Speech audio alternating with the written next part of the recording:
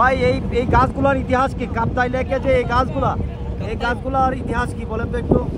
যদি ইতিহাস যদি বলতে যাই আপনার পুরনো রাঙ্গামাটি হচ্ছে এই লেকের নিচে। এটা হচ্ছে দক্ষিণ পূর্ব এশিয়া মহাদেশের বৃহত্তম লেক, 725 বর্গ কিলোমিটার হচ্ছে এটা আয়তন। আচ্ছা। আর এই যে গাছগুলো দেখছেন না, হ্যাঁ, পুরনো রাজারবাড়ি এই এলাকাটা জুড়েই ছিল।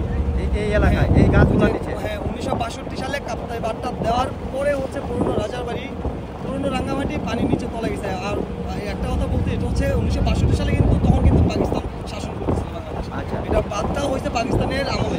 আচ্ছা। তো হচ্ছে কি করছে, পুরনো রাজারবাড়ি পানির নিচে, পুরনো রাঙ্গামাটি পানির নিচে তলায় গেছে, আর পাহাড় সাইড কি হয়েছে, টাউন সাইড হয়ে গেছে।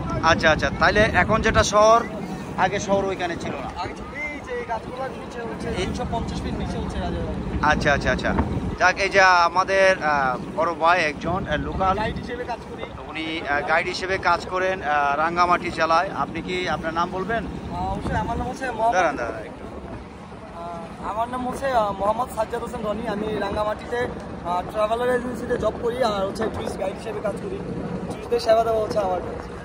আচ্ছা, তো আপনার ফোন নাম্বারটা, আপনি কি সার্ভিস দেন? আমার হচ্ছে, আপনি আমার থেকে বোট পাচ্ছেন, হাউস বোট পাচ্ছেন, টিকিট, বাস, খাওয়া দাওয়া, এ টু জেড। রাঙ্গামাটির যত দিনের প্ল্যানিং করতেছেন আপনি, ডে ট্যুর বলেন, কোনো সমস্যা নাই। আপনি যদি স্টে করে যদি চান সেটাও করতেছেন। আমি এ টু জেড মানে যা টুরিস্টের জন্য সেবা প্রদান করবো সব কিছু আমি সার্ভিস দিয়েছি। ফোন নাম্বারটা কি বলবেন কাইন্ডলি?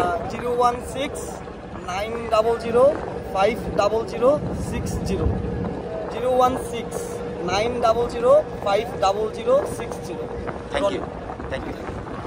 রনিবার মাধ্যমে আমরা এই কাপ্তাই লেক, কাপ্তাই রাজবাড়ি সম্পর্কে অনেক কিছু জানলাম। আপনারা যদি কেউ এখানে আসার ইচ্ছা থাকে ওনার সাথে যোগাযোগ করতে পারেন। আমরা ওনার কাছ থেকে ভালো সার্ভিস পাইছি। সবাই খুব আনন্দে আছে,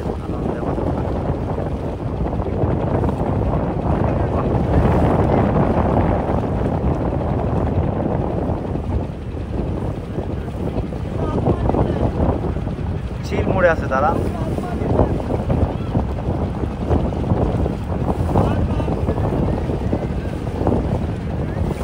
তার মানে এটা ছিল রাজবাড়ি, যেটা আমরা পিছনে ফেলাই আসি।